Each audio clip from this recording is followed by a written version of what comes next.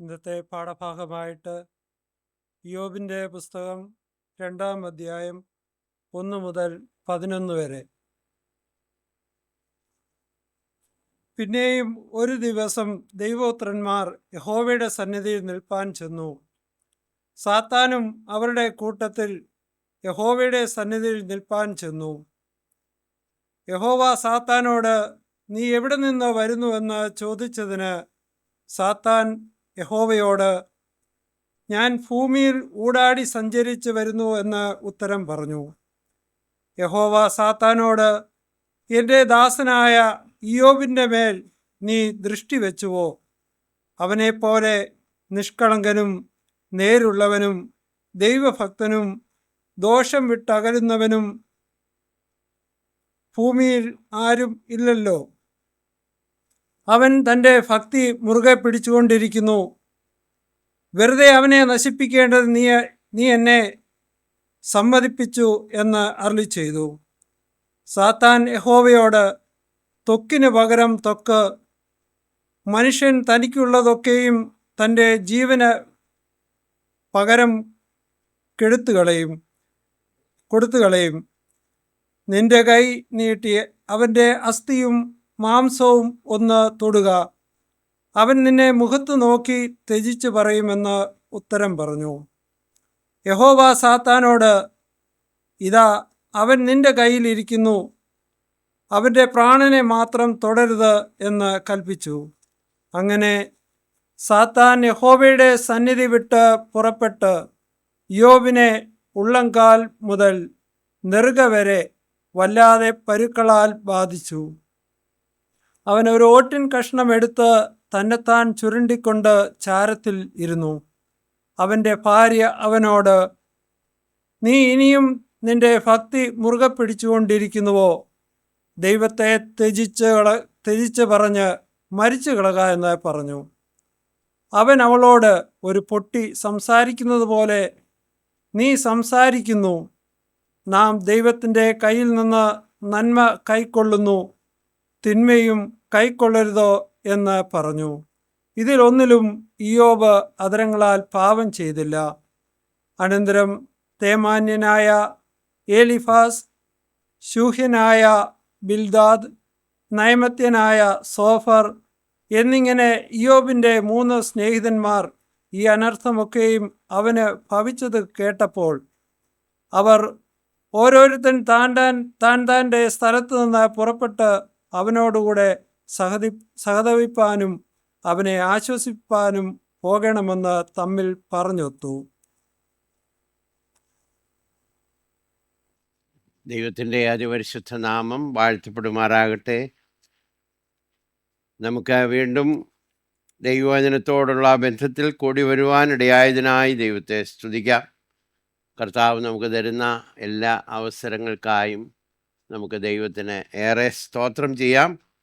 നമുക്ക് ലഭിച്ചിരിക്കുന്ന സ്വാതന്ത്ര്യത്തിന് നമ്മൾ സ്തോത്രം ചെയ്യുകയും അതിൽ സന്തോഷിക്കുകയും ചെയ്യുമ്പോൾ, ഇപ്പോൾ കേട്ടതുപോലെ ഭാരമനുഭവിക്കുന്ന സഹോദരങ്ങളെ നമ്മൾ നിരന്തരം പ്രാർത്ഥനയിൽ ഓർക്കേണ്ടത് ഏറെ ആവശ്യമാണല്ലോ. അതുകൊണ്ട് നമ്മുടെ പ്രാർത്ഥനയിൽ ഒട്ടും മുടക്കം വരുത്താതെ നമുക്ക് അവർക്ക് വേണ്ടി പ്രാർത്ഥിക്കാം. ദൈവം പ്രവർത്തനത്തെ, ശുശ്രൂഷകളെ അനുഗ്രഹകരമായി നടത്തുന്നു, ദൈവസഭ വളരുന്നു എന്നുള്ള സാക്ഷ്യം നമുക്ക് കേൾക്കാനിടയായി. ദൈവത്തിന് സ്തോത്രം. പതിവ് പോലെ നമ്മുടെ പ്രിയ ജോൺസനെ നിങ്ങൾ കണ്ടില്ല. അദ്ദേഹം വരാതിരിക്കാറില്ലല്ലോ. എന്നാൽ ഈ ദിവസം നമ്മുടെ ശുശ്രൂഷയിൽ പങ്കെടുക്കാത്തതിൻ്റെ കാരണം, കഴിഞ്ഞ ദിവസം ശാരീരികമായ ഒരു പ്രയാസം നേരിടുവാൻ ഇടയായി. മേലുകാവ് കൺവെൻഷനിൽ പ്രസംഗിക്കാൻ പോകുന്ന വഴിയിൽ മൂക്കിൽ നിന്ന് ചോര ഒഴുകി. ഡോക്ടർമാർ പരിശോധിച്ചപ്പോൾ ഹൈ ബ്ലഡ് പ്രഷറാണ് എന്നുള്ളത് മനസ്സിലാക്കി. ദൈവത്തിൻ്റെ വലിയ കരുണയാൽ ഒരു സ്ട്രോക്കിലേക്കൊന്നും പോകാതെ കർത്താവ് ആരോഗ്യത്തോടെ മടക്കി തന്നു. അതിനായി നമുക്ക് ദൈവത്തിന് സ്തോത്രം ചെയ്യാം. ആരോഗ്യത്തോടെ കർത്താവ് ശുശ്രൂഷയിൽ ഇനി അനേക വർഷങ്ങൾ നമുക്ക് നൽകേണ്ടതിന് വേണ്ടി ദൈവമക്കളായ നമ്മൾ എല്ലാവരും പ്രിയ ജോൺസിന് വേണ്ടി, ശുശ്രൂഷയ്ക്ക് വേണ്ടി, ആരോഗ്യത്തിന് വേണ്ടി പ്രത്യേകം പ്രാർത്ഥിക്കണം. ഇപ്പോൾ നൽകിയിരിക്കുന്ന ചികിത്സ വളരെ ഫലകരമായി എന്ന് മനസ്സിലാക്കുന്നു. ദൈവം അനുവദിച്ചാൽ അടുത്ത ആഴ്ചയിൽ നമ്മോടുകൂടെ ഉണ്ടായിരിക്കും എന്നുള്ളത് ഓർത്ത് നമുക്ക് ദൈവത്തിന് സ്തോത്രം ചെയ്യാം. നടത്തുന്ന എല്ലാ വഴികൾക്കായും സ്തോത്രം. ഇവിടെ വന്നു ചേർന്ന പ്രിയപ്പെട്ടവർക്കും സൂം പ്ലാറ്റ്ഫോമിൽ ചേർന്നിരിക്കുന്ന എല്ലാ സ്ഥലങ്ങളിൽ നിന്നും ചേർന്നിരിക്കുന്ന ദൈവമക്കൾക്കും കർത്താവായ യേശു ക്രിസ്തുവിൻ്റെ നാമത്തിൽ സ്നേഹ വന്ദനം. അനുഗ്രഹിക്കപ്പെട്ട ആരാധന നമുക്ക് ലഭിച്ചു. നമ്മുടെ ശുശ്രൂഷയെക്കുറിച്ച് പ്രിയപ്പെട്ട പോൾ പങ്കുവെച്ചു. നാം ദൈവവചനം വായിച്ച് കേട്ടു. തിരുവചനത്തിലേക്ക് നമുക്ക് തിരിയാം. ഇയ്യോബിൻ്റെ പുസ്തകം 2-ാമത്തെ അധ്യായത്തിലേക്ക് നാം ഇന്ന് ശ്രദ്ധ തിരിക്കുകയാണ്. 1-ാമത്തെ അധ്യായം നമുക്ക് 3 ഭാഗങ്ങളായി പഠിക്കുവാൻ കഴിഞ്ഞ ദിവസങ്ങളിൽ ദൈവം നമ്മെ സഹായിച്ചു. ഇന്ന് നാം അതിൻ്റെ 4-ാം ഭാഗത്തേക്ക് കടക്കുകയാണ്. ഇയ്യോബിൻ്റെ ജീവിതത്തിൽ ഉണ്ടായ പരിശോധന, അദ്ദേഹത്തിൻ്റെ ജീവിതത്തെ സംബന്ധിച്ചിടത്തോളം അദ്ദേഹത്തിന് ശാരീരികമായും മാനസികമായും ഒക്കെ ഉണ്ടായ പീഡനങ്ങൾ, അദ്ദേഹത്തിൻ്റെ ജീവിതത്തിൽ വന്ന നേരിട്ട പ്രതിസന്ധികൾ ഒക്കെ നമുക്ക് ഈ വേദഭാഗത്ത് കാണാനായിട്ട് കഴിയും.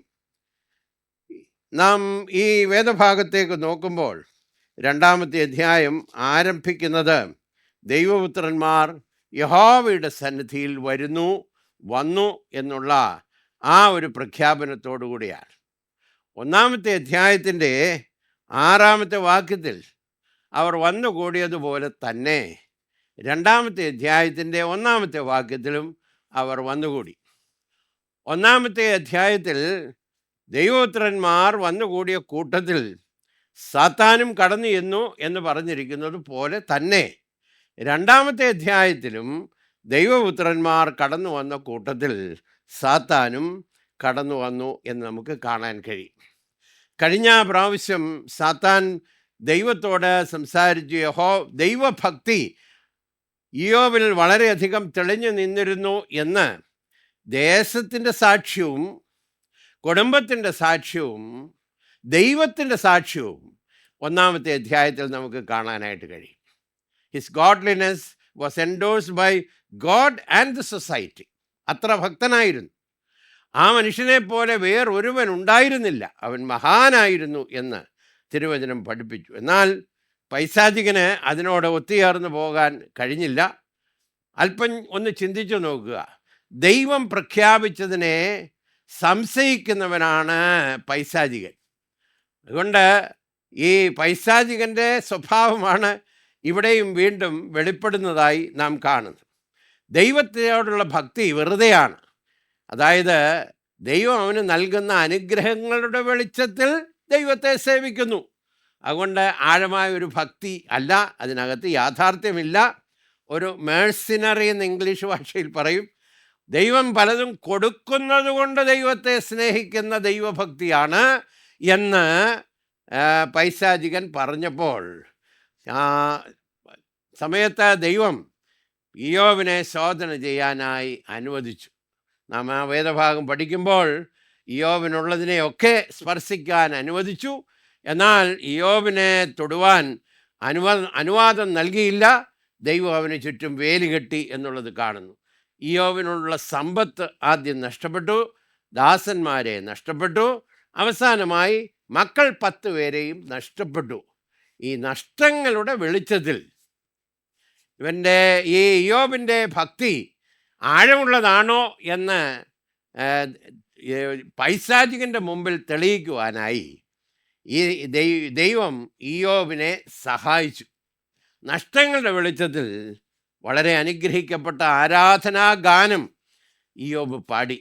യഹോവ തന്നു, യഹോവ എടുത്തു, യഹോവയുടെ നാമം വാഴ്ത്തപ്പെടുമാറാണ്. ആരാധന ശ്രേഷ്ഠകരമായ ആരാധന, അബ്രഹാമിൻ്റെ ആരാധന പോലെയൊക്കെ ഏറെ ധന്യമായ ആരാധന, മീനിങ് ഫുൾ വർഷിപ്പ്, ആത്മാവിൽ സത്യത്തിലുള്ള ആരാധന നമുക്കവിടെ കാണാനായിട്ട് കഴിയും. അല്പനേരം നമ്മുടെ ഭാവനയിൽ ഒന്ന് ചിന്തിച്ചാൽ, ഇയ്യോബിനുള്ളത് എല്ലാം നഷ്ടപ്പെട്ട് കഴിഞ്ഞപ്പോൾ, ഈ വിവരം ഇയ്യോബ് അറിഞ്ഞു കഴിഞ്ഞപ്പോൾ, ഇയ്യോബ് വസ്ത്രം കീറി എന്ന 1:20 പറഞ്ഞിട്ടുണ്ട്. അതുമാത്രമല്ല, അവൻ വസ്ത്രം കീറിയതിന് ശേഷം തല ചിരച്ചു. അപ്പോൾ ദുഃഖത്തിൻ്റെ ഒരു പ്രകടനമാണ്. ഇത്രയും വന്നപ്പോൾ പൈശാചികൻ ചിന്തിച്ച് കാണും, ഇനിയും അടുത്ത ഏതാനും വാക്കുകളിൽ ദൈവത്തെ നിഷേധിക്കും എന്ന് പ്രതീക്ഷിച്ചു. എന്നാൽ അവൻ്റെ പ്രതീക്ഷയ്ക്ക് നേരെ വിപരീതമായി. ദൈവത്തെ ആത്മാവിൽ ആരാധിച്ചു, ദൈവത്തെ സ്തുതിച്ചു. യഹോവ നല്ലവൻ തന്നെ എന്ന് പറഞ്ഞ് ദൈവത്തിന് സ്തോത്രം ചെയ്തു. എന്തുമാത്രം ലജ്ജിക്കേണ്ട ഒരു അവസരമാണ് പൈശാചികൻ ലഭിച്ചത് എന്ന് ഓർക്കണം. സാധാരണ മനുഷ്യനാണെങ്കിൽ പിന്നീട് ഒരു കാര്യത്തിന് വേണ്ടി ഉരമ്പടാൻ സാധ്യതയില്ല. എന്നാൽ ലജ്ജയില്ലാത്തതും മടുത്തു പോകാത്തതുമായ ഈ ദുഷ്ടസ്വഭാവം അവരിലുള്ളത് കൊണ്ട് 2-ാമത്തെ അധ്യായമായപ്പോൾ വീണ്ടും കച്ചകെട്ടി ഇറങ്ങുന്നതായിട്ട് നമുക്ക് കാണാൻ കഴിയുന്നു. പൈശാചികൻ്റെ സ്വഭാവം അവിടെ നമുക്കൊന്ന് ശ്രദ്ധിക്കാനായിട്ട് കഴിയും. നോക്കിക്കാട്ടെ, സാത്താൻ പ്രതിയോഗി വരുന്നു. വേദപുസ്തകത്തിൽ സാത്താനെക്കുറിച്ച് ലോകത്തിൻ്റെ പ്രഭു എന്ന് യോഹന്നാൻ്റെ സുവിശേഷം 14-ാമത്തെ അധ്യായത്തിൻ്റെ 30-ാമത്തെ വാക്യത്തിൽ പറഞ്ഞിട്ടുണ്ട്. Prince of this world. അത് കർത്താവ് തന്നെ പറഞ്ഞതാണ്. എങ്ങനെ ഈ ലോകത്തിൻ്റെ പ്രഭുവായി? മനുഷ്യൻ അടിയറ പറഞ്ഞതുകൊണ്ടാണ്. അധികാരമുള്ളവനായി സകലത്തിൻ്റെ മേലും വാഴുവാനായി ദൈവം ഏദനിലാക്കിയതാണ്. എന്നാൽ പൈശാചികൻ്റെ പരീക്ഷയിൽ പൈശാചികനോട് തോറ്റു കഴിഞ്ഞപ്പോൾ അവനുള്ള അധികാരം അവിടെ കൈമാറി. അധികാരം പൈശാചികൻ്റെ കയ്യിലായി. അപ്പോൾ നോക്കിക്കോണേ, ഈ ലോകത്തിൻ്റെ പ്രഭു കർത്താവിനെ പരീക്ഷിച്ച സമയത്ത് പൈശാചികൻ പറഞ്ഞ വാക്കുകൾ ശ്രദ്ധേയമാണ്. മത്തായി 4:8-9 വാക്യത്തിൽ കർത്താവിനെ ഉയർന്നൊരു മലയിലേക്ക് കൂട്ടിക്കൊണ്ടു പോയിട്ട് ഇപ്രകാരം പറഞ്ഞു, ലോകത്തിലുള്ള സകല രാജ്യങ്ങളെയും അതിലുള്ള സകല മഹത്വത്തെയും കാണിച്ചിട്ട് വീണെന്നെ നമസ്കരിച്ചാൽ ഇതൊക്കെ നിനക്ക് തരാം. കർത്താവ് അതിനെ ചോദ്യം ചെയ്തില്ലല്ലോ. അതിൻ്റെ കാരണം ആ ഒരു അധികാരം അവനുണ്ട്, ഈ ലോകത്തിൻ്റെ പ്രഭുവാണ് എന്നുള്ളതൊരു സത്യമാണ്. Prince of this world. കൊരിന്ത്യർ ലേഖനം 2 കൊരിന്ത്യർ 4-ാം അധ്യായത്തിൻ്റെ 4-ാമത്തെ വാക്യത്തിൽ വേറൊരു പേര് കൊടുത്തിട്ടുണ്ട്, ഈ ലോകത്തിൻ്റെ ദൈവം. അപ്പോൾ ഒരു വിധത്തിൽ മനുഷ്യർ അധികാരം കൈമാറിയത് കൊണ്ട് പ്രഭുവായി. ദൈവത്തെ ആരാധിക്കേണ്ടതിന് പകരം ഇരുട്ടിനെ ആരാധിച്ചതുകൊണ്ട്, ദോഷത്തെ ആരാധിച്ചതുകൊണ്ട് ഈ ലോകത്തിൻ്റെ ദൈവവുമായി. ഈ സാത്താനാണ് പരീക്ഷിക്കുവാനായി കടന്നു വന്നത്. ഒരു സ്പിരിറ്റ് ബീയിങ് ആണ് എന്ന് നാം ചിന്തിക്കുകയുണ്ടായി. തുടർമാനമായി പ്രവർത്തിക്കുന്നവനാണ് ഈ പൈശാചികൻ. മടുത്തു പോകുന്നില്ല, വീണ്ടും വീണ്ടും ഇറങ്ങി വരും. പൈശാചികൻ ദൈവത്തോടുള്ള ശത്രുത്വം ദൈവജനത്തോട് എടുക്കുന്നതായി നമുക്ക് കാണാൻ കഴിയും. എന്തുകൊണ്ടാണ് ദൈവജനത്തോട് ഈ ശത്രുത്വം? ദൈവത്തോടുള്ള അവൻ്റെ ശത്രുത്വം ദൈവജനത്തോട് അവൻ ഉപയോഗിക്കുകയാണ്. എൻ്റെ കാരണം, ദൈവത്തെ വേദനിപ്പിക്കാൻ ഒക്കത്തില്ല. The easiest thing he can do is to hurt his people. തൻ്റെ ജനത്തെ വേദനിപ്പിച്ചാൽ ദൈവത്തിന് വേദന കൊടുക്കുന്നത് പോലെ തനിക്ക് തോന്നുന്നു. So Satan hurts God's people to hurt God.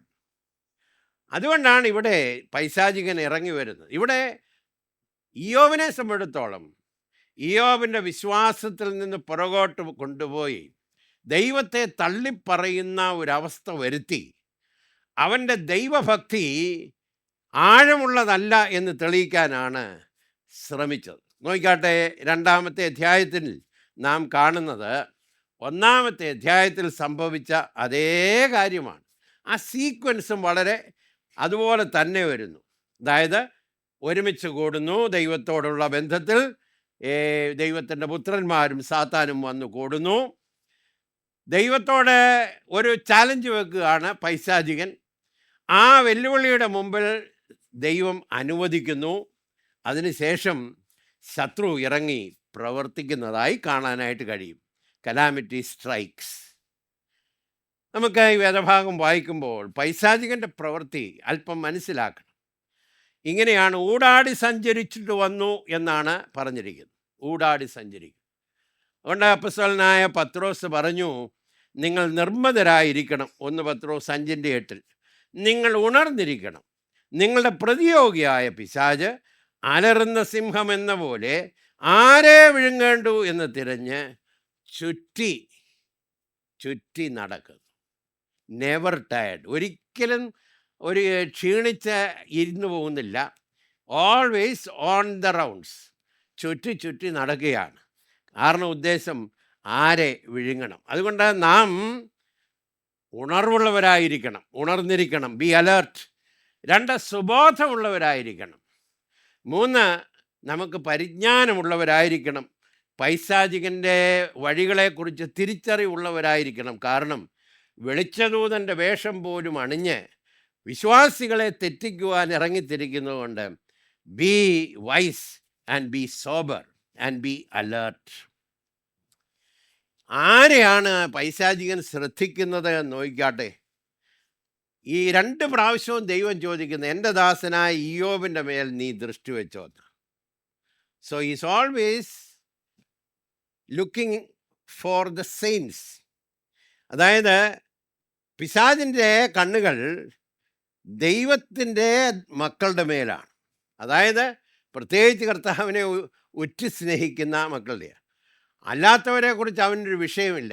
എൻ്റെ മനസ്സിൽ കൂടി ഇങ്ങനെ പോയി, ഈ പൂണിയിൽ കിടക്കുന്നതിനെക്കുറിച്ച് ചിന്തിക്കേണ്ട കാര്യമില്ല. അതിന് പുറത്ത് കിടക്കുന്നതിനെക്കുറിച്ച് ചിന്തിച്ചാൽ മതിയല്ലോ. She is always after the godly people. അത് തിരുവചനത്തിൽ നിന്നും നമുക്ക് മനസ്സിലാക്കാനായിട്ട് കഴിയും. ആര് ഫലകരമായി ജീവിക്കുന്നോ ഇയ്യോബിനെ പോലെ അവൻ്റെ ശ്രദ്ധ അവരുടെ മേലുണ്ടാകും എന്നുള്ളത് നമുക്ക് കാണാൻ കഴിയും. നോക്കിക്കാട്ടെ, അവിടെ നാം വായിക്കുന്ന ഒരു കാര്യം, അദ്ദേഹത്തിൻ്റെ ഉദ്ദേശം നശിപ്പിക്കേണ്ടതിനാകുന്നു എന്ന് തിരുവചനത്തിൽ പറഞ്ഞിരിക്കുന്നു. ഇങ്ങനെ നാം വായിക്കുന്നു 2-ാമത്തെ അധ്യായത്തിൻ്റെ 3-ാമത്തെ വാക്യത്തിൻ്റെ അവസാന ഭാഗത്ത് കർത്താവ് പറയാണ്, വെറുതെ അവനെ നശിപ്പിക്കേണ്ടതിന് നീ എന്നെ സമ്മതിച്ചു. So is after God's people to destroy them. ഈ പൈശാചികൻ ഒന്നും പണിതതായിട്ട് കാണാൻ കഴിയുന്നില്ല, ഒന്നും പുതുതായി കൊണ്ടുവരുന്നതായി കാണാൻ കഴിയുന്നില്ല. ഫലകരമായ ഒരു പ്രവൃത്തി അവൻ്റെ കയ്യിൽ നിന്നുണ്ടാകുന്നില്ല. ദൈവികമായ കാര്യങ്ങളെയും ദൈവമക്കളെയും തകർക്കുക എന്നുള്ളത് മാത്രമേ കാണാൻ കഴിയുന്നുള്ളൂ. നോക്കിക്കാട്ടെ, സാത്താൻ യഹോവയുടെ സന്നിധിയിൽ വീണ്ടും വന്നു. മടുക്കാതെ ലജ്ജിക്കാതെ അവൻ കടന്നു വന്നു എന്ന് നമുക്ക് കാണാനായിട്ട് കഴിയും. ദൈവത്തിൻ്റെ പ്രത്യേക പദ്ധതികളൊന്ന് നമ്മുടെ മനസ്സിലേക്ക് കടക്കേണ്ടത് ആവശ്യമാണ്. ഒന്ന്, നമ്മുടെ മനസ്സിൽ ഭോഷ്ക് കൊണ്ട് നിറയ്ക്കുക എന്നുള്ളതാണ് പൈശാചികൻ്റെ 1-ാമത്തെ തന്ത്രം. ഫിൽ അവർ മൈൻഡ്സ് വിത്ത് ലൈസ്. അവനിൽ സത്യമില്ലായകൊണ്ട് സത്യം നിലനിൽക്കുന്നില്ല. അവൻ ഭോഷ്ക് പറയുമ്പോൾ സ്വന്തത്തിൽ നിന്ന് എടുത്തു പറയുന്നു. അവൻ ഭോഷ്ക് പറയുന്നവനും അതിൻ്റെ അപ്പനും ആകുന്നു. അപ്പോൾ പൈശാചികൻ്റെ 1-ാമത്തെ സ്ട്രാറ്റജി നമ്മുടെ മനസ്സിൽ ഭോഷ്ക് കൊണ്ട് നിറയ്ക്കുക. ഏദൻ തോട്ടത്തിലേക്കൊന്ന് എത്തി നോക്കിയാൽ കാണാൻ കഴിയും. അതായത് കാണാൻ ഭംഗിയുള്ളത് എന്ന്, തിന്മാൻ നല്ലത് എന്ന് ഈ ഹവ്വായുടെ മനസ്സിൽ വരുന്നതിന് മുമ്പ് തന്നെ 3-ാമത്തെ അധ്യായം ഒന്ന് വായിച്ചു നോക്കണം. അതിനു മുമ്പ് തന്നെ ഒരു കാര്യം പൈശാചികൻ ഹവ്വായുടെ മനസ്സിൽ കൊടുക്കുന്നു. ഈ വൃക്ഷത്തിലെ ഫലം തിന്നരുത് എന്ന് പറഞ്ഞിട്ടുണ്ടോ? ഉടനെ പറഞ്ഞു തിന്നരുത് എന്ന് ദൈവം. ഇത് ഭക്ഷിക്കരുത് എന്ന് പറഞ്ഞിട്ടുണ്ട്. ആ തിന്നുന്ന നാളിൽ മരിക്കും എന്നാണ് ഈ ഹവ്വ പറഞ്ഞു. ഉടനെ ഒരു കാര്യം പറഞ്ഞു, മരിക്കയില്ല നിശ്ചയം. ഉൽപ്പത്തി പുസ്തകം 3-ാമത്തെ അധ്യായത്തിൻ്റെ 4-ാമത്തെ വാക്യത്തിൽ. അപ്പോൾ അത് മനസ്സിൽ ഉൾക്കൊണ്ടുകൊണ്ടാണ്, അത് ഉള്ളിൽ നിറഞ്ഞു നിൽക്കുമ്പോഴാണ് ഈ വൃക്ഷത്തിൻ്റെ ഈ ഫലത്തിലേക്കൊന്ന് ശ്രദ്ധിച്ചു നോക്കുന്നത്. കാണാൻ ഭംഗിയുള്ളത്. തിന്മാൻ നല്ലത്. ദൈവികമായ കൽപ്പന അകത്തുണ്ടായിരുന്നു, ഇത് തിന്നുന്ന നാളിൽ നീ മരിക്കും. എന്നാൽ ഒരു ഭോഷ്ക് കൊണ്ട് നടത്തി കഴിഞ്ഞു, നീ മരിക്കയില്ല നിശ്ചയം.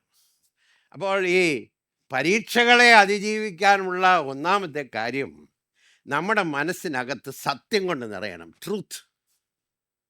അത് ലഭിക്കാനുള്ള ഏറ്റവും നല്ല വഴി ദൈവത്തിൻ്റെ വചനം കൊണ്ട് വിശ്വാസിയുടെ മനസ്സ് നിറയണം. വിശ്വാസി പോലും പരാജയപ്പെടാൻ സാധ്യതയുണ്ട്. കാരണം ഇതിനകത്ത് ഭോഷ്ക് വന്ന് കയറിയാൽ ആ ഭോഷ്കിനനുസരിച്ച് നമ്മൾ കാര്യങ്ങളിലേക്ക് കടക്കും. അത് വരാതിരിക്കണമെന്നുണ്ടെങ്കിൽ fill our minds with the truth of God. ദൈവികമായ സത്യം കൊണ്ട് നമ്മുടെ ഹൃദയത്തെ നിറയ്ക്കണം. നമ്മുടെ മനസ്സിനെ പൊല്യൂട്ട് ചെയ്യുന്ന പൈശാചികൻ്റെ ഭോഷ്കിൽ നിന്ന് രക്ഷപ്പെടാൻ ഒരു മാർഗമേ ഉള്ളൂ, സത്യം കൊണ്ട് നിറഞ്ഞേച്ചാൽ മതി. ഭോഷ്കിനെ അകറ്റാൻ ശ്രമിക്കുന്നതിനേക്കാൾ ദൈവവചനമാകുന്ന സത്യം കൊണ്ട് നിറയുമ്പോൾ നമുക്ക് അതിജീവിക്കാനായിട്ട് കഴിയും. രണ്ട്, അവൻ ചെയ്യുന്ന ദോഷം വിശ്വാസിയുടെ ശാരീരികമായി പീഡിപ്പിക്കുകയാണ്. അപ്പോസ്തലനായ പൗലോസ് 2 കൊരിന്ത്യർ 12:7 പറഞ്ഞു, എനിക്ക് ജഡത്തിൽ ഒരു ശൂലം തന്നിരിക്കുന്നു, ഞാൻ നിഗളിച്ചു പോകാതിരിക്കേണ്ടതിന് എന്നെ കുത്തുവാൻ സാത്താൻ്റെ ഒരു ദൂതനെ തന്നെ. അപ്പോൾ മനസ്സിനെ പൊല്യൂട്ട് ചെയ്യുന്നത് മാത്രമല്ല, വിശ്വാസിയുടെ ശരീരത്തെ പീഡിപ്പിക്കാനും അവൻ ആഗ്രഹിക്കുന്നു, സ്വസ്ഥത നൽകാതിരിക്കാൻ. 3, നമ്മുടെ ഹൃദയത്തെ സംശയം കൊണ്ട് നിറയ്ക്കുന്നു. Their hearts are filled with doubts. ഈ സംശയം വന്നു കഴിഞ്ഞാൽ നിൽക്കാൻ നമുക്ക് കഴിയത്തില്ല. ഉറച്ചു നിൽക്കണമെന്നുണ്ടെങ്കിൽ നമ്മുടെ ഹൃദയത്തിനകത്ത് ചില ഉറപ്പുകളുണ്ട്. ദൈവം വാസ്തവമായി കൽപ്പിച്ചിട്ടുണ്ടോ? ഒരു ഡൗട്ട് ഇടുക ഇല്ലേ? ആ ഒരു സംശയം വന്നു കഴിഞ്ഞു. അതുകൊണ്ടാണ് കൺവിക്ഷൻ ഇല്ലാത്ത വിശ്വാസ ജീവിതത്തിന്, അതായത് ജീവിതത്തിൽ ചില ഉറപ്പുകളില്ലാതെ ജയകരമായി ജീവിക്കാൻ സാധ്യമല്ല. ഐ നോ, എനിക്കറിയാം, ഇതാണ് സത്യം, അത് ഞാൻ വിശ്വസിക്കുന്നു എന്നുള്ള ഉറപ്പ്. സംശയത്തിന് ഒരിക്കലും വക നൽകരുത്. കർത്താവിനെ പരീക്ഷിച്ച സമയത്ത് ഒന്ന് കല്ലുകൾ അപ്പമാക്കാനാണ്. ഉടനെ പറഞ്ഞു, മനുഷ്യൻ അപ്പം കൊണ്ട് മാത്രമല്ല. വളരെ സ്ട്രെയിറ്റ് ഫോർവേഡ്. രണ്ടാമത്, യൊരിയ ഗോപുരത്തിൻ്റെ മുകളിൽ നിർത്തിയേച്ച് നീ ചാടുക, ദൂതന്മാരോട് നിന്നെ സൂക്ഷിക്കുവാനായി ദൈവം കൽപ്പിച്ചിട്ടുണ്ടല്ലോ, ആ വാഗ്ദത്തം ഉപയോഗിച്ചു. അപ്പോൾ ഉടനെ പറഞ്ഞു, നിൻ്റെ ദൈവമായ യഹോവയെ പരീക്ഷിക്കരുത്. കൺവിക്ഷൻ. ദേശമെല്ലാം കാണിച്ചേച്ച് പറഞ്ഞു, ഇതെല്ലാം നിനക്ക് തന്നേക്കാം, ഒന്നും അണങ്ങിയാൽ മതി. മറുപടി വളരെ കൺവിൻസ്ഡാണ്, സംശയിക്കുന്നില്ല, അങ്ങനെയാണോ എന്ന് ചിന്തിക്കുന്നില്ല. ഉടനെ പറഞ്ഞ് എന്നാണെന്നറിയാമോ? നിൻ്റെ ദൈവമായ യഹോവയെ മാത്രമേ ആരാധിക്കാവൂ എന്ന് ദൈവത്തിൻ്റെ വചനം പറയുന്നു. അപ്പോൾ നോക്കണേ, നമ്മുടെ ജീവിതത്തിൽ സംശയം വന്ന് കയറിയാൽ എപ്പോഴും നമ്മുടെ ജീവിതത്തിൽ വിശ്വാസത്തിൽ വ്യതിചലിക്കാൻ സാധ്യതയുണ്ട്. Doubt can bring disbelief. അവിശ്വാസം വന്നു കഴിയുമ്പോൾ അനുസരണക്കേടും വരും. അനുസരണക്കേട് വന്നു കഴിയുമ്പോൾ നാശവും കൊയ്യും. Doubts will bring disbelief. Disbelief will bring disobedience. Disobedience will bring destruction. അതുകൊണ്ട് ജീവിതത്തിൽ ഇത് വരാതെ കാക്കണം. ഒരു കാര്യം കൂടെ പറയാൻ ആഗ്രഹിക്കും. നമ്മുടെ ജീവിതത്തെ തോൽപ്പിക്കാൻ അവൻ ഉപയോഗിക്കുന്നൊരു തന്ത്രമാണ് അഹന്ത. 2 ദിനവൃത്താന്തം 26:16 എന്നാൽ അവൻ ബലവാനായപ്പോൾ, ഉസിയാവിനെ കുറിച്ചുള്ള വാക്കുകളാണ്, അവൻ്റെ ഹൃദയം നാശത്തിനായി നിഗളിച്ചു. അപ്പോൾ നോക്കിക്കാട്ടെ, പല കാര്യങ്ങളിൽ കൂടെയാണ് നമ്മെ പരീക്ഷിക്കുന്നത്. സംശയം നമ്മളിലേക്ക് കൊണ്ടുവരാൻ ഒരുമ്പെടും, നമ്മുടെ ശരീരത്തെ പീഡിപ്പിച്ച് സ്വസ്ഥത കെടുത്തും, നമ്മുടെ മനസ്സിൽ ഭോഷ്ക് കൊണ്ട് നിറയ്ക്കും എന്ന് നാം ഓർത്തുകൊള്ളണം. അപ്പോൾ ജീവിതത്തിൽ ഈ മേഖലയിൽ നമ്മെ തന്നെ സൂക്ഷിക്കണം. നോക്കിക്കാട്ടെ, നീ ഊടാടി സഞ്ചരിക്കുമ്പോൾ ഒരു കാര്യം ചോദിച്ചു, നീ ഭൂമിയിൽ ഊടാടി സഞ്ചരിച്ചിട്ട് വന്നു എന്ന്. ഞാൻ ഭൂമിയിൽ ഊടാടി സഞ്ചരിച്ചിട്ട് വന്നു എന്ന് ദൈവത്തോട് ഉത്തരം പറഞ്ഞു. യഹോവ സാത്താനോട്, എൻ്റെ ദാസനായ ഇയ്യോബിൻ്റെ മേൽ നീ ദൃഷ്ടി വച്ചുവോ? കണ്ടോ എന്നൊരു ചോദ്യമല്ല അത്. ഡിഡ് യു സീ ഹിം എന്നുള്ളതല്ല അതിൻ്റെ അർത്ഥം. നീ ഇങ്ങനെ സഞ്ചരിച്ച് വന്നപ്പോൾ ഇയ്യോബിനെ കണ്ടോ എന്നല്ല. നീ അവൻ്റെ മേൽ എന്താണ് ശ്രദ്ധിച്ചത്? ഈ പൈശാചികൻ നമ്മുടെ ജീവിതത്തെ വളരെ സൂക്ഷ്മമായി പരിശോധിക്കും. ഈ ശത്രുക്കൾ ഈ കോട്ടകൾക്ക് എവിടെയാണ് വിള്ളലെന്ന് നോക്കുന്നത് പോലെ നമ്മുടെ വിശ്വാസ ജീവിതത്തിൽ എവിടെയാണ് ബലഹീനത, ഇംഗ്ലീഷിലൊരു വാക്ക് ഉപയോഗിക്കാൻ വൾനറബിലിറ്റി എന്ന് പറയും, എവിടെയാണ് ഈ ആൾ വീഴാൻ സാധ്യത എന്നുള്ളത് പൈശാചികൻ വളരെ ശ്രദ്ധയോടെ നോക്കി ശോധന ചെയ്തു വെക്കും. He will search it. അപ്പോൾ നമ്മുടെ ജീവിതത്തെ നാം ശ്രദ്ധയോടെ കരുതേണ്ടത് ആവശ്യമാകുന്നു എന്നുള്ളത് ഓർക്കണം. ഇനി നോക്കിക്കാട്ടെ, ഈ സമയത്ത് ഈ ശോധനയെല്ലാം കഴിഞ്ഞപ്പോൾ ദൈവം സാത്താനോട് ഈ ഈ ഭക്തനായ ഇയ്യോബിനെ കുറിച്ച് പ്രശംസിക്കുന്നു. ഞാനൊന്ന് വായിക്കട്ടെ.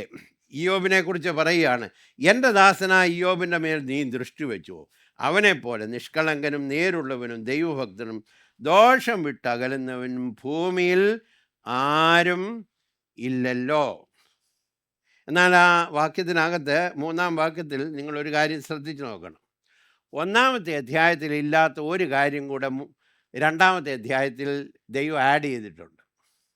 1-ാമത്തെ അധ്യായത്തിൽ പറഞ്ഞത് ഞാൻ വായിച്ചു, എൻ്റെ ദാസനായ ഇയ്യോബിനെ പോലെ അവൻ നിഷ്കളങ്കൻ, നേരുള്ളവൻ, ദൈവഭക്തൻ, ദോഷം വിട്ടകലുന്നവൻ, ഭൂമിയിൽ ആരുമില്ലല്ലോ. അത് 1-ാമത്തെ അധ്യായത്തിൽ പറഞ്ഞ കാര്യം തന്നെയാണ്. എന്നാൽ 2-ാമത്തെ അധ്യായത്തിൻ്റെ 3-ാമത്തെ വാക്യത്തിൽ പറഞ്ഞിരിക്കുമ്പോൾ അവൻ തൻ്റെ ഭക്തി മുറുകെ പിടിച്ചുകൊണ്ട് ഇരിക്കും എന്ന് പറഞ്ഞാൽ തൻ്റെ ഭക്തിയെ അവൻ വളരെ ശ്രദ്ധയോടെ കാക്കുന്നു. Is very faithful. ഇൻറ്റഗ്രിറ്റി എന്നൊരു വാക്കും കൂടെ വേണമെങ്കിൽ ഉപയോഗിക്കാം. അതിനെ അവൻ മുറുകെ പിടിച്ചിരിക്കുന്നു. ഞാനത് എൻ്റെ ഒരു വശം പറയാൻ ആഗ്രഹിക്കുന്നു. 1-ാമത്തെ അധ്യായത്തിൽ ഈ വാക്കുകൾ പറയുമ്പോൾ ഇയ്യോബ് സമൃദ്ധിയിലിരിക്കുമ്പോഴാണ് ഈ കമൻറ്റേഷൻ പറയുന്നത്. ധാരാളം ധനം, അനുഗ്രഹിക്കപ്പെട്ട മക്കൾ, ജീവിതത്തിലെല്ലാം സമൃദ്ധിയായിരിക്കുന്ന സമയത്ത് പറഞ്ഞതാണ് ഇതേ വാക്കുകൾ. 2-ാമത്തെ അധ്യായത്തിൽ പറയുമ്പോൾ മക്കളെ നഷ്ടപ്പെട്ടു, സമ്പത്ത് നഷ്ടപ്പെട്ടു, ദാസന്മാരെ നഷ്ടപ്പെട്ടു. എങ്കിലും 1-ാമത്തെ അധ്യായത്തിൽ പറഞ്ഞ അതേ കമൻസ്, അതേ നല്ല വാക്കുകൾ, അതേ പ്രശംസാ വാക്കുകൾ വീണ്ടും ആവർത്തിക്കുകയാണ്. എനിക്ക് തോന്നുന്നു മുറുകെ പിടിക്കുന്ന ഒരു മനുഷ്യനാണ്. തൻ്റെ ജീവിതത്തിൻ്റെ സമൃദ്ധിയിൽ താൻ കാത്തു സൂക്ഷിച്ച ദൈവഭക്തി എല്ലാം നഷ്ടപ്പെട്ടിട്ടും അതേ ഭക്തി ഒരു കുറവും വരാതെ അതിനെ കാക്കുന്നു എന്ന് മാത്രമല്ല, തമ്പുരാൻ ഒരു കാര്യം കൂടെ ആഡ് ചെയ്തു. അവൻ തൻ്റെ ഭക്തി ഇപ്പോഴും മുറുകെ പിടിച്ചിരിക്കുന്നു. എത്ര ശ്രദ്ധേയമാണെന്ന് നോക്കിക്കാട്ടെ. നമ്മൾ വായിച്ചു പോകുമ്പോൾ ചിന്തിക്കൂ, അയ്യോ ഇയ്യോബിൻ്റെ ജീവിതത്തിൽ നല്ല മനുഷ്യൻ. നോ, വെരി ഗോഡ്ലി മാൻ. അവനെപ്പോലെ ഭൂമിയിൽ ആരുമില്ല എന്നാണ് നാം വായിക്കുന്നത്. നോക്കിക്കാട്ടെ, ഇനി നമുക്ക് നോക്കാം. സാത്താൻ്റെ ചാലഞ്ച് നമുക്ക് കാണാനായിട്ട് കഴിയും. സാത്താൻ യഹോവയോട് ത്വക്കിന് പകരം ത്വക്ക്, സ്കിൻ ഫോർ സ്കിൻ എന്നാ നമ്മൾ കേൾക്കാറുള്ള മനുഷ്യർ തനിക്കുള്ളതൊക്കെയും തൻ്റെ ജീവന് പകരം കൊടുത്ത് കളയും. ഇത് ശ്രദ്ധിക്കേണ്ട കാര്യമാണ്. തമ്പുരാനെ നീ അവനുള്ളതൊക്കെ തൊടാൻ അനുവദിച്ചു. എല്ലാം നഷ്ടപ്പെട്ടിട്ടും അവൻ ഭക്തനായി തന്നെ നിൽക്കുന്നു. അത് പറഞ്ഞത് ശരിയാണ്. പക്ഷെ നീ അല്പം കൂടി ആഴത്തിൽ സ്പർശിച്ചെങ്കിലേ വാസ്തവത്തിൽ അവൻ്റെ ഭക്തിയെ അറിയത്തുള്ളൂ. അതിൻ്റെ കാരണം, ഏത് മനുഷ്യനും ജീവനെ സംരക്ഷിക്കുന്ന പ്രവണത കൊടുത്താണ് നീ ഭൂമിയിൽ അവനെ സൃഷ്ടിച്ചത്. ദൈവത്തോട് പറയുക അല്ലയോ, നീ ഭൂമിയിലൊരു മനുഷ്യനെ സൃഷ്ടിച്ചപ്പോഴേ അവൻ്റെ ഉള്ളിലൊരു കാര്യം നീ കൊടുത്തതാണ് കേട്ടോ, സ്വയ സംരക്ഷണം. അത് ശരിയല്ലയോ? ഏത് മനുഷ്യനും എവിടെ പോയാലും he want to preserve ourselves. അത് ആവശ്യമാണ്. കാരണം എന്നാണെന്നറിയാമോ? ജീവൻ നിൽക്കണമെന്നുണ്ടെങ്കിൽ ഈ സ്വഭാവം ഇല്ലാത്തവനെ വേഗത്തിൽ ജീവൻ നഷ്ടപ്പെടും. 2, ജീവിതത്തിലൊരു മുന്നേറ്റം ഉണ്ടാകണമെങ്കിൽ ഈ സ്വയസംരക്ഷണത്തിൻ്റെ ഒരു സ്വഭാവം ഇല്ലെങ്കിൽ ജീവിതത്തിലൊരു പ്രോഗ്രസ് ഉണ്ടാകത്തില്ല. അതുമാത്രമല്ല, നാം ഈ അക്രമങ്ങൾ നടക്കുന്ന സ്ഥലത്ത് നിന്ന് ഒഴിഞ്ഞു നിൽക്കണമെന്നുണ്ടെങ്കിൽ സ്വയസംരക്ഷണത്തിൻ്റെ ആ ഒരു ഉൾബോധം നമ്മുടെ ഉള്ളിലുണ്ടെങ്കിലേ ഒക്കത്തുള്ളൂ. It is God given. എന്നിട്ട് പറഞ്ഞു, അവൻ്റെ ഭക്തി വാസ്തവമായിട്ടുള്ളതാണോ എന്ന് അറിയണമെന്നുണ്ടെങ്കിൽ ഒരു കാര്യം ചെയ്യണം. നീ അവൻ്റെ ശരീരത്തെ ഒന്ന് സ്പർശിക്കണം. ത്വക്കിന് പകരം ത്വക്ക്, സ്കിൻ ഫോർ സ്കിൻ. അപ്പോൾ അറിയാം. നോക്കിക്കാട്ടെ, അല്പം കൂടെ ആഴത്തിൽ വരികയാണ്. അപ്പോൾ വാസ്തവത്തിൽ ഭക്തി അറിയണമെന്നുണ്ടെങ്കിൽ അത് നമുക്കൊന്ന് തൊട്ടു നോക്കണം എന്നാണ് ഈ സാത്താൻ ദൈവത്തോട് പറയുന്നത്. സെൽഫ് ലവ്, ആ മേഖലയിൽ നീ ഒന്ന് സ്പർശിക്കണം. ഈ യേശു കർത്താവ് ഈ ശിഷ്യത്വത്തെക്കുറിച്ച് പറഞ്ഞപ്പോൾ ഒരു കാര്യം ചേർത്താ പറഞ്ഞേ, അപ്പനെയും അമ്മയും മക്കളെയും ഭാര്യയും. ഒരു കാര്യം കൂടെ ആഡ് ചെയ്തു, സ്വന്തം ജീവനെയും കൂടെ പകയ്ക്കുന്നില്ല എങ്കിൽ എൻ്റെ ശിഷ്യനായിരിക്കാൻ കഴിയുകയില്ല. ഇത് തന്നെയാണ് അവിടെ വരുന്നത്. അപ്പോൾ അവിടെ നാം ഒരു കാര്യം ഓർക്കണം, സ്വയം സംരക്ഷണം ആവശ്യമാണ്. എന്നാൽ ദൈവഭക്തിയോടുള്ള ബന്ധത്തിൽ അത് സംരക്ഷിക്കപ്പെടാതെ ഇരിക്കാനുള്ളൊരു സാധ്യത വന്നാൽ അതിനെ വിട്ടുകളയാനുള്ളൊരു മനസ്സൂടെ ഉണ്ടാകണം. വേറെ രീതിയിൽ പറയാം, ഭക്ഷണം നമുക്ക് ആവശ്യമില്ലയോ? വളരെ ആവശ്യമാണ്. എന്നാൽ ഒരു ഫലകരമായ ജീവിതത്തിനോ ദൈവഭക്തിക്കോ കോട്ടം വരുന്ന രീതിയിൽ നമുക്ക് ആ ഭക്ഷണം നേടിയെടുക്കാൻ അനുവാദമില്ല. കാരണം സ്വയം സംരക്ഷണമാണെങ്കിലും ചിലത് ദൈവത്തോടുള്ള ബന്ധത്തിൽ വേണ്ട എന്ന് വെക്കണം.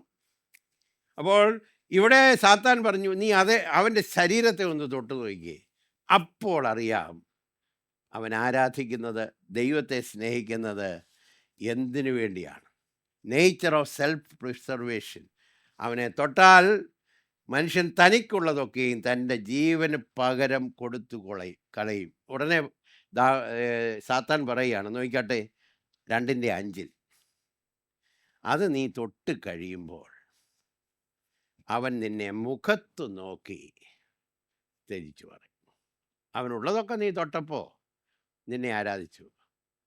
പക്ഷേ കർത്താവെ ഒരല്പം കൂടെ, ദൈവമേ ഒരല്പം കൂടെ ആഴത്തിലൊന്ന് തൊട്ട്, അവനുള്ളതൊക്കെ തൊട്ടപ്പോഴും അവൻ വിശ്വാസത്തിൽ നിലതെങ്കിൽ അവൻ്റെ ജീവനെ, അവൻ്റെ ശരീരത്തെ ഒന്ന് തൊട്ട് നോക്കുമ്പോൾ എന്ത് സംഭവിക്കുമെന്ന് നമുക്ക് നോക്കാം. ദൈവം മറുപടി പറഞ്ഞത്, യഹോവ സാത്താനോട്, ഇതാ അവൻ നിൻ്റെ കയ്യിൽ ഇരിക്കുന്നു.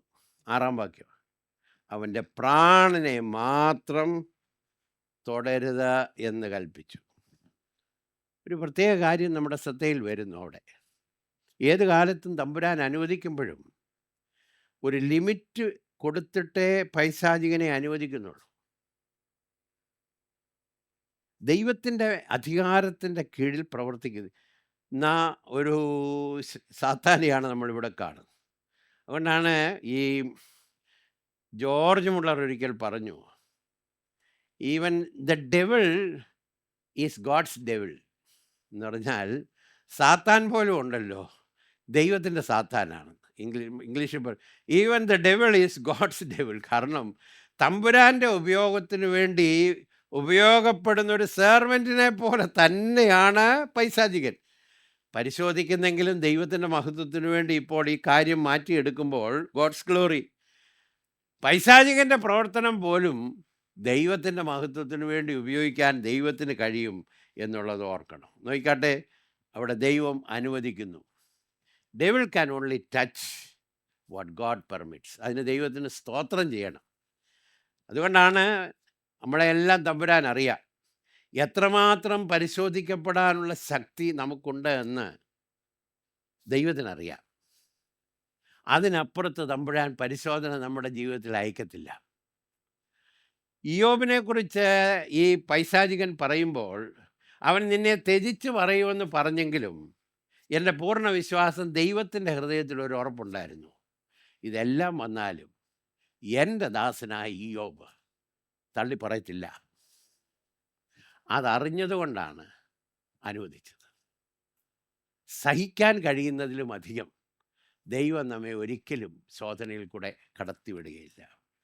എന്താണ് ഈ പൈശാചികൻ്റെ ശ്രമം നോക്കിക്കാട്ടെ.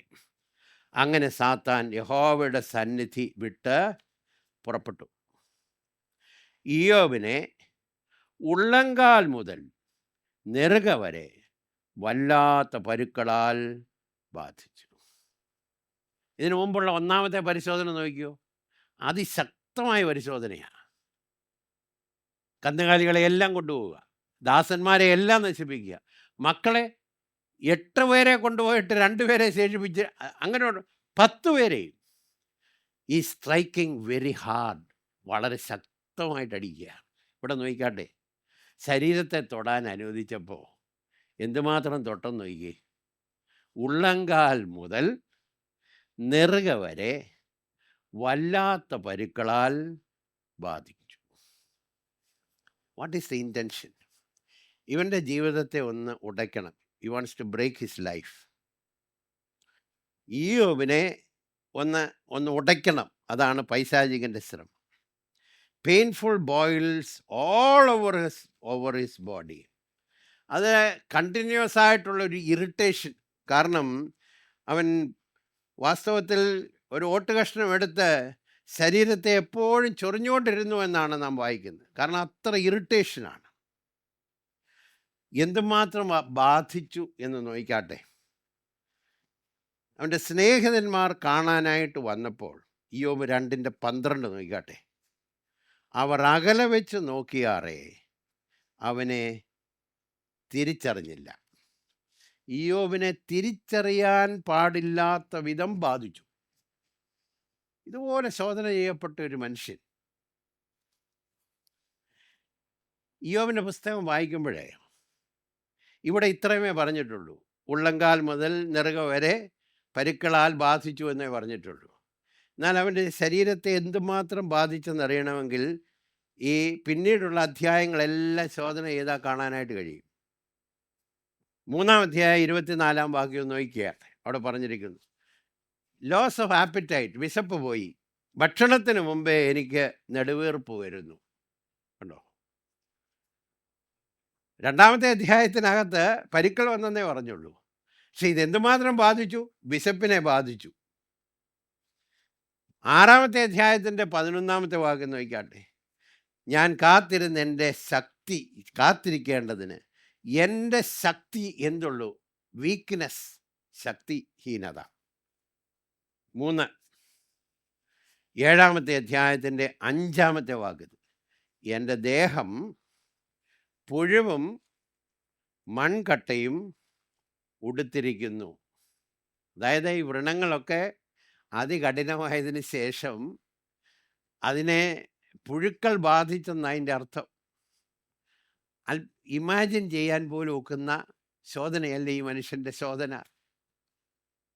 Very severe trials.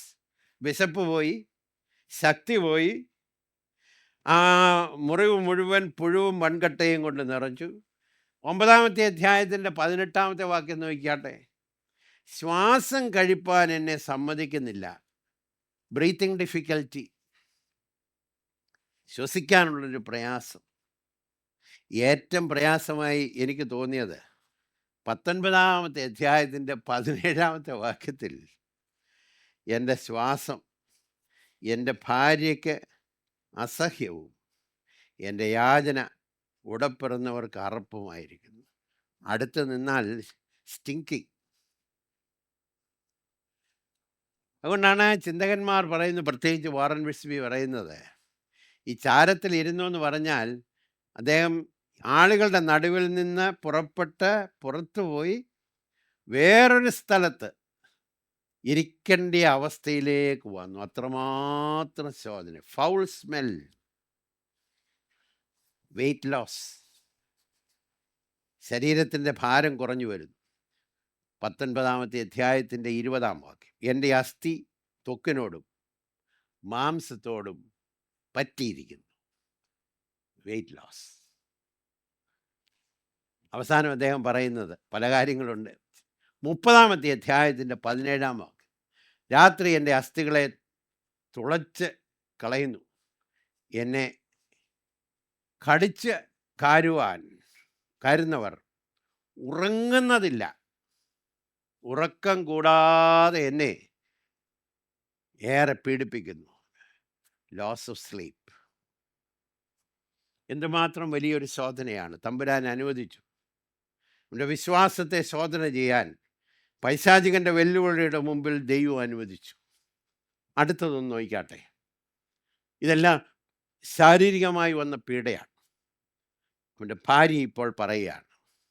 ഈ സമയത്ത് ഇയ്യോബിൻ്റെ ഭാര്യ അവനോട് 2-ാമത്തെ അധ്യായത്തിൻ്റെ 9-ാമത്തെ വാക്ക്, നീ ഇനിയും നിന്റെ ഭക്തി മുറുകെ പിടിച്ചുകൊണ്ടിരിക്കുന്നു.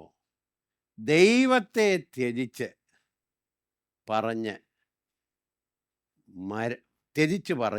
മരിച്ചു കളക. ദൈവത്തെ ത്യജിച്ച് പറഞ്ഞ് മരിച്ചു കളക. ആ വാക്ക് ശ്രദ്ധിച്ചോ. നീ ഇനിയും എന്ന് പറഞ്ഞാൽ ഒരുപാട് സഹിച്ചില്ലയോ? ഇനിയും, അതായത് ദൈവഹിതത്തിനകത്ത് നിൽക്കുന്നതിൽ നിന്ന് മടുപ്പിച്ച് തള്ളിപ്പറയാനുള്ളൊരു പ്രോത്സാഹനം. ഒറ്റ വാക്കിൽ പറഞ്ഞാൽ ഗിവ് അപ്പ്, മതി എന്ന് വെക്കുക, മതിയാക്കുക.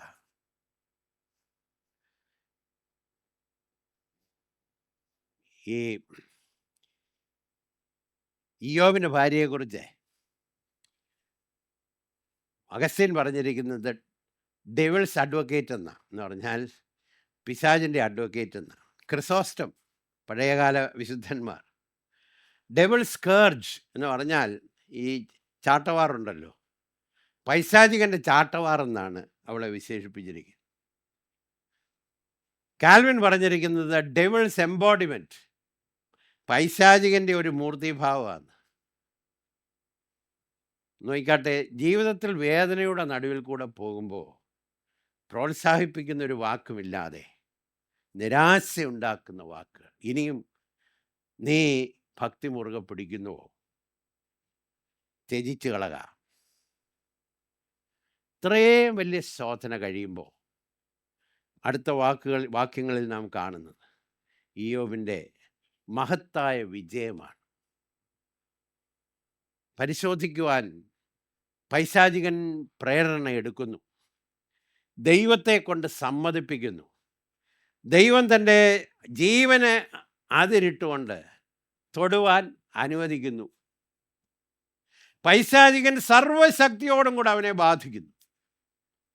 സ്വന്തം ഭാര്യ തള്ളിപ്പറയാൻ പ്രേരിപ്പിക്കുന്നു.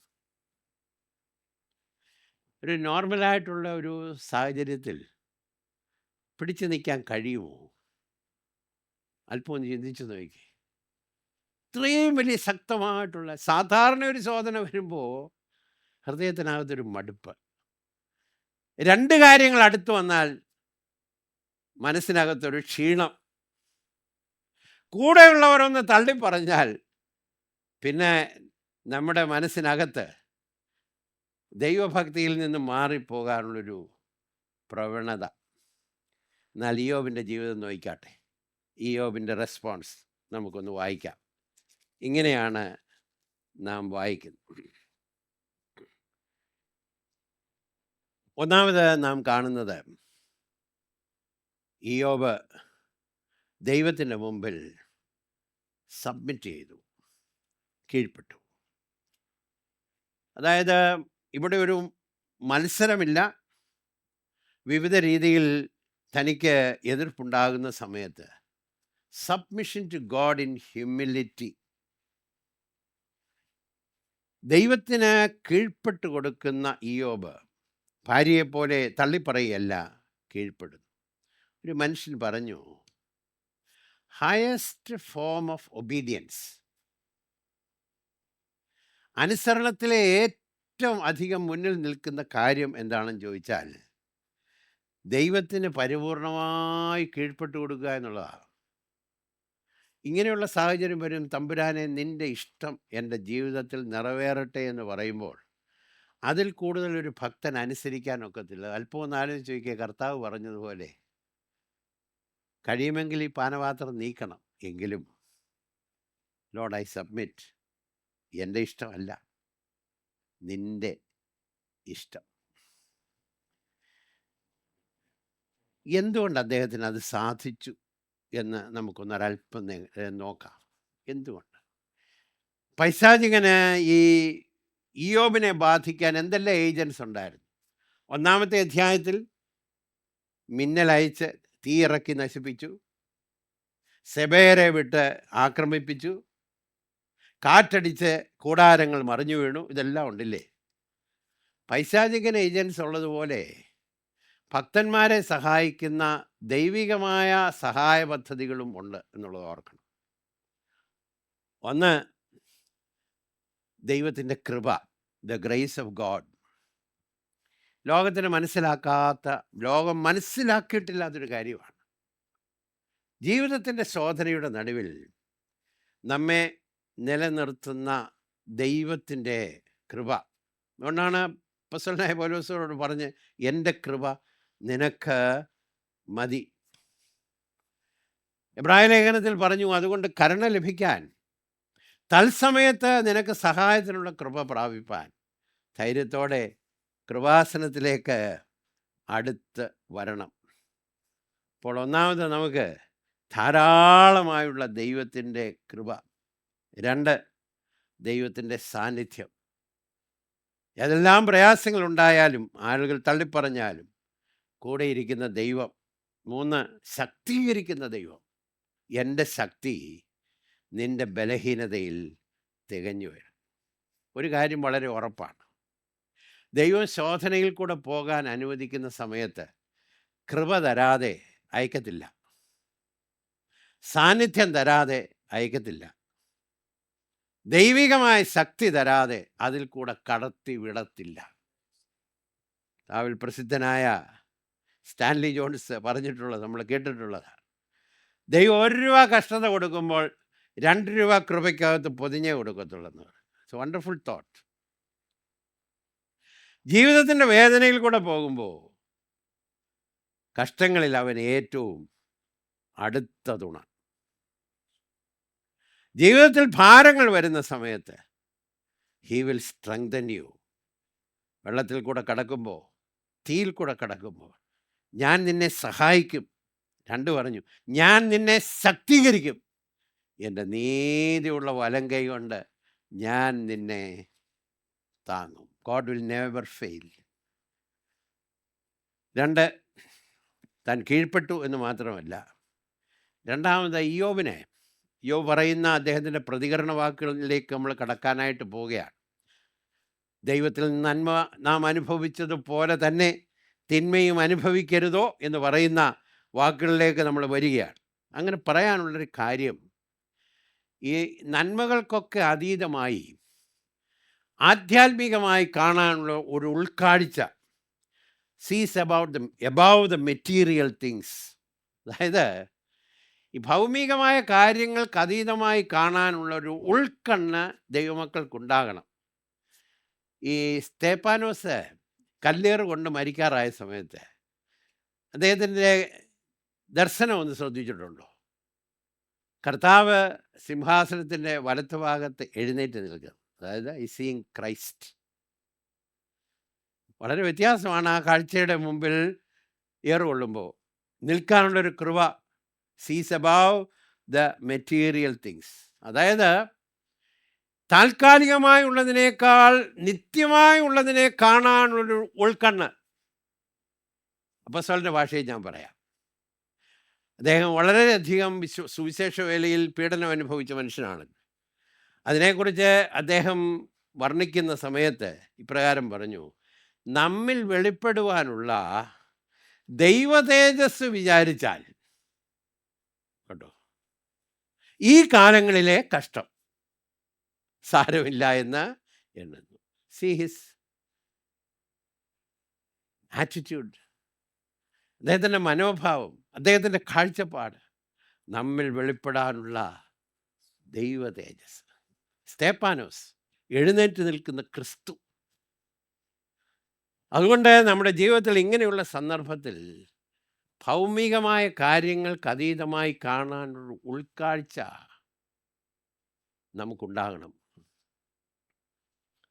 അതുമാത്രമല്ല, ഇയ്യോബിന് ദൈവം നല്ലവന്, ദ ഗുഡ്നെസ് ഓഫ് ഗോഡ്, ദൈവം നല്ലവനാണ്, അവൻ എന്നെ സ്നേഹിക്കുന്നു, എന്നെ കരുതുന്നു എന്നുള്ള ഒരു ഉൾക്കാഴ്ച തന്നെ ഭരിച്ചിരുന്നു. ആ ദൈവത്തിൻ്റെ കരത്തിൽ നിന്ന് നന്മ അനുഭവിച്ചു.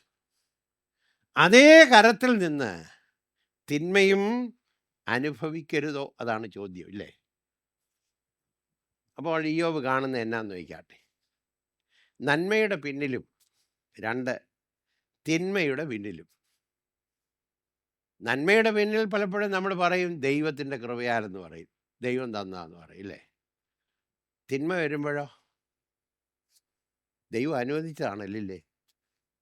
ഉടനെ പറയുകയാണ്, നന്മ ദൈവത്തിൻ്റെ കയ്യിൽ നിന്ന് അനുഭവിച്ചെങ്കിൽ അതേ കരത്തിൽ നിന്ന് തിന്മ അനുഭവിക്കരുതോ? അതിനകത്ത് 2 കാര്യങ്ങളാണ്. ഒന്ന്, നന്മയുടെ ഒരു കാലമുണ്ട്, കാലം മാറി തിന്മയുടെ ഒരു കാലവും വരാം. സഭാപ്രസംഗി വായിച്ചാൽ മനസ്സിലാവും. കാലമെല്ലാം ഒരുപോലെയല്ല, കാര്യങ്ങളെല്ലാം ഒരുപോലെയല്ല. നല്ല അനുഗ്രഹത്തിൻ്റെ കാലം ഉണ്ടാകും, ചിലപ്പോൾ വൈഷമ്യത്തിൻ്റെ കാലവും ഉണ്ടാകാം. നന്മയുടെ കാലത്തുള്ള ദൈവം, ജീവിതത്തിൻ്റെ തിന്മകളുടെ കാലത്തും ദൈവമുണ്ട്. നന്മയുടെ കാലത്ത് നിലനിർത്തുന്ന ദൈവം തിന്മകളുടെ കാലത്ത് നിർത്താൻ മതിയായവനാണ്. അതുകൊണ്ടാണ് പഴയ കാലത്തൊക്കെ ഭക്തന്മാർ പാടുമായിരുന്നു, ദോഷമായിട്ടൊന്നും അവൻ എന്നോട് ചെയ്യുകയില്ല, ദോഷമായിട്ടൊന്നും ചെയ്യത്തില്ല. അവൻ എനിക്ക് എന്തെങ്കിലും ചെയ്താൽ അത് നന്മ മാത്രമേ ഉള്ളൂ. Price the Lord. അതുകൊണ്ടാണ് ഭാര്യയോട് പറഞ്ഞു, നീ ഒരു പൊട്ടി സംസാരിക്കുന്നത് പോലെ നീ സംസാരിക്കുന്നു. നാം ദൈവത്തിൻ്റെ കരത്തിൽ നന്മ കൈക്കൊള്ളുന്നു, തിന്മയും കൈക്കൊള്ളരുതോ. God is good. പ്രിയപ്പെട്ടവരെ, നമ്മുടെ ജീവിതത്തിൻ്റെ കാലങ്ങൾ മുന്നോട്ട് പോകുമ്പോൾ ഏതെല്ലാം കാലഘട്ടങ്ങൾ വരുമെന്ന് നമുക്കൊരു ഒരിക്കലും പ്രവചിക്കാനൊക്കത്തില്ല. ജീവിതത്തിൽ വൈഷമ്യമുള്ള കാലഘട്ടം വരാം, എന്നാൽ അതും ദൈവത്തിൻ്റെ കരത്തിൽ നിന്നാണെന്നുള്ളത് ഓർക്കണം. വളരെ വ്യക്തമായിട്ട് അവിടെ പറഞ്ഞിട്ടുണ്ടല്ലേ. ഒരു ദൈവദാസൻ പറഞ്ഞു, if you can see everything, if you can see the hand of God in everything, കാണുന്ന കാര്യങ്ങളിലെല്ലാം ദൈവത്തിൻ്റെ കരം കാണാൻ കഴിഞ്ഞാൽ നമ്മുടെ സകല കാര്യങ്ങളും ദൈവത്തിൻ്റെ കരത്തിൽ ഏൽപ്പിക്കാൻ നമുക്ക് കഴിവ് കിട്ടുക. എല്ലാ കാര്യങ്ങളിലും ദൈവത്തിൻ്റെ കരമാണ്. ഇയ്യോബ് പറഞ്ഞു, നന്മ ദൈവത്തിൻ്റെ കരം. ഇപ്പോൾ അത് തമ്പുരാൻ അനുവദിച്ചു. അതും I can see the hand of God, I can put myself in the hand of God. ഇങ്ങനെയുള്ളവർക്ക് വിശ്വാസ ജീവിതത്തിൽ ഒരിക്കലും പുറകോട്ട് പോകാൻ ഇടയാകത്തില്ല. അല്ലെങ്കിൽ വേദനയുടെ കാലഘട്ടം വരുമ്പോൾ സംശയിക്കും, പ്രയാസങ്ങൾ വരുമ്പോൾ സംശയിക്കും. God loves me. എല്ലാ കാലത്തും സ്നേഹിക്കുന്നൊരു ദൈവമാണ്. കഷ്ടതയിലും പാടുവാൻ, നഷ്ടം അതിൽ അങ്ങനെ പാടാനോ ഒക്കുവോ ഇപ്പം, ഇല്ലേ? ശക്തി അരുൾക നാഥനെ, ഭക്തിയിൽ പൂർണ്ണനാക്കുക. അതാ ഭക്തിയുടെ പൂർണ്ണത. ഇയ്യോബിൻ്റെ വിശ്വാസം ഞാൻ പറയാം. God is sovereign. കർത്തൃത്വം ദൈവത്തിൻ്റെ കരത്തിലാണ്. തരാൻ തീരുമാനിച്ചാൽ തരുന്നു. ആഡ് ചെയ്യുന്ന ദൈവം ചിലപ്പോൾ സബ്ട്രാക്ട് ചെയ്തെന്നിരിക്കും. നമുക്ക് ഈ കുറയ്ക്കുന്ന ദൈവത്തെക്കുറിച്ച് അറിവുണ്ടോ? കൂട്ടുന്ന ദൈവത്തെക്കുറിച്ച് അറിവുള്ളൂ, ഇല്ലേ? കുറയ്ക്കുന്നത് എൻ്റെ ജീവിതത്തിൽ പ്രയോജനം ചെയ്യുമെന്ന് തമ്പുരാൻ തീരുമാനിച്ചാൽ, രണ്ടാമത്തെ ശ്രദ്ധിച്ചോണേ, കുറയ്ക്കുന്നത് കൊണ്ട് എൻ്റെ ജീവിതത്തിൽ ഉണ്ടാകുന്ന അനുഭവങ്ങൾ കൂടെ തമ്പുരാന് മഹത്വം വരുമെന്ന് ദൈവം തീരുമാനിച്ചാൽ, കുറയ്ക്കുന്നതിനും സ്തോത്രം. A subtracting God and an adding God നടത്തുന്ന ദൈവമാണ്. ജീവിതത്തിൻ്റെ എല്ലാ മേഖലയിലും നടത്താൻ കഴിവുള്ള ദൈവം. ഇങ്ങനെയുള്ള ഒരു ആഴമായ അടിസ്ഥാനമുള്ള ഇളകാത്ത ദൈവവചനപ്രകാരമായ വിശ്വാസം നമ്മുടെ ഉള്ളിൽ ഉണ്ടാകുമ്പോൾ ഏത് തിക്തമായ അനുഭവത്തിനകത്തും ദൈവത്തിന് സ്തോത്രം ചെയ്യാനുള്ള ദൈവഭക്തി ഉണ്ടാവും. ദൈവഭക്തി. മോൻ്റെ നിര്യാണത്തിലാണല്ലോ സാധു കൊച്ചുദേശി പാടിയത്. ദുഃഖത്തിൻ്റെ പാനപാത്രം കർത്താവിൻ്റെ കയ്യിൽ തന്നാൽ സന്തോഷത്തോടെ അത് വാങ്ങി ഹല്ലേലൂയ പാടിയിട്ടുണ്ട്. മറ്റു പാട്ടുകളൊക്കെ നിന്നുപോയി. വളരെ വർഷങ്ങൾ കഴിഞ്ഞിട്ടും ഈ പാട്ട് നിൽക്കുക ഇല്ലേ? ഭക്തിയുടെ ആഴത്തിൽ നിന്ന് വന്ന പാട്ടുകളാണ്. Praise the Lord. രണ്ടാമത്തേത്, so God is sovereign. He decides to give, he decides to take. 2, എനിക്കെന്ത് ലഭിക്കുന്നു എന്നുള്ളതിൻ്റെ വെളിച്ചത്തിലല്ല ദൈവം നല്ലവനാകുന്നത്. ദൈവം നല്ലവനാണ്. God is good. Whether I get or not, God is good. ആഴമായ വിശ്വാസമില്ലേ? അതുകൊണ്ട് ഇതിലൊന്നിലും ഇയ്യോബ് അധരങ്ങളാൽ പാപം ചെയ്തില്ല. He did not sin. ദൈവത്തിന് ഏറെ സന്തോഷമായി അല്ലേ? എന്താ പാപം ചെയ്തില്ല എന്ന് പറയാൻ കാരണം? ഇങ്ങനെയുള്ള സന്ദർഭത്തിലാണ് നമ്മൾ അക്ഷമരാകുന്നത്. പ്രശ്നങ്ങൾ ധാരാളം വരുമ്പോൾ അക്ഷമരായി ചില തീരുമാനങ്ങൾ എടുക്കാൻ സാധ്യത. ദൈവത്തിൻ്റെ കരത്തിലോട്ട് ഏൽപ്പിച്ചു കൊടുക്കാനുള്ള വിശ്വാസമില്ലാതെ അക്ഷമരാകാൻ, ഇംപേഷ്യൻ. 2, ദൈവത്തിൻ്റെ ജനമായ ഇസ്രായേലിനെ പോലെ പരാതി പറയാൻ, പിറുപിറുക്കാൻ. സർവശക്തനായ ദൈവം നല്ലവനാണ്. എനിക്കിപ്പോൾ മരുഭൂമിയിൽ കിട്ടുന്നത് ദിവസം തോറും മന്ന ആണെങ്കിലും എൻ്റെ ദൈവം നല്ലവനാണെന്നുള്ള ഒരു ഉൾച്ചിന്ത ഉണ്ടെങ്കിൽ കണ്ടൻമെൻ്റ് ഉണ്ടാവും ഇല്ലേ? സംതൃപ്തി നമ്മുടെ ജീവിതത്തിലുണ്ടാകും. അനുസരണക്കേട് കാണിക്കുകയില്ല. Because God is good. ഒരു പൈതൽ ആ ഭവനത്തിൽ ജനിച്ചപ്പോൾ മംഗളോയിഡ് എന്ന് പറയും, അതായത് അല്പം വിരൂപമായ ഒരു പൈതലിനെയാണ് ആ ഭവനത്തിലുണ്ടായത്. ആ ഭവനത്തിലെ പിതാവിൻ്റെ വിശ്വാസം പോയി. വിശ്വാസത്തോടെ ആരംഭിച്ചതാണ്, പക്ഷേ ആ ദൈവദാസൻ്റെ ഹൃദയത്തിനകത്തെ വിശ്വാസം നഷ്ടപ്പെട്ടു. ആയുസിൻ്റെ അന്ത്യം വരെ എനിക്ക് വളരെ അടുത്തറിയാവുന്ന ആളാണ്. ക്രിസ്തുവിലുള്ള ആ വിശ്വാസത്തിൽ നിന്ന് പുറകോട്ട് പോയി. ഇയ്യോബിനൊരിക്കലും വന്നില്ല. ദൈവത്തെ കുറ്റം ആരോപിച്ചില്ല. നോക്കട്ടെ, അവിടെ ഇങ്ങനെ വായിക്കുന്നു, ഇതിലൊന്നിലും ഇയ്യോബ് അധരങ്ങളാൽ പാപം ചെയ്തില്ല. Price the Lord. ഇന്ന് രാത്രിയിൽ നാം പഠിച്ചത്, ചൂടേറുന്ന ശോധനയുടെ നടുവിൽ വിജയകരമായി പുറത്തു വരണമെങ്കിൽ ഇയ്യോബിനുണ്ടാകുന്ന വിശ്വാസം നമ്മുടെ ഹൃദയത്തിലുണ്ടാകും. God is sovereign, God is good. ദൈവം ആധിപത്യം നടത്തുന്ന ദൈവമാണ്. He knows what is good. അവൻ്റെ കയ്യിൽ നിന്ന് നന്മ അനുഭവിക്കുന്നു. സ്തോത്രം. ചിലതൊക്കെ നമ്മുടെ കയ്യിൽ നിന്ന് നഷ്ടപ്പെടുമ്പോൾ ദൈവഹിതമാണെങ്കിൽ അതിനും സ്തോത്രം. ദൈവത്തെ മഹത്വപ്പെടുത്താൻ, ദൈവത്തെ സ്തുതിക്കുവാൻ, ജീവിതത്തിൻ്റെ ഏത് അനുഭവങ്ങളുടെ വെളിച്ചത്തിലും ഏറെ സ്തോത്രം ചെയ്ത് ദൈവത്തെ മഹത്വപ്പെടുത്തുവാൻ കർത്താവെ ഞങ്ങൾക്ക് കൃപ തരണം. ഇയ്യോബിനെ പോലെ നല്ല സാക്ഷ്യമുള്ളവരായി ജീവിപ്പാൻ കർത്താവ് നമ്മെ ഏവരെയും സഹായിക്കുമാറാകട്ടെ. ആമേൻ.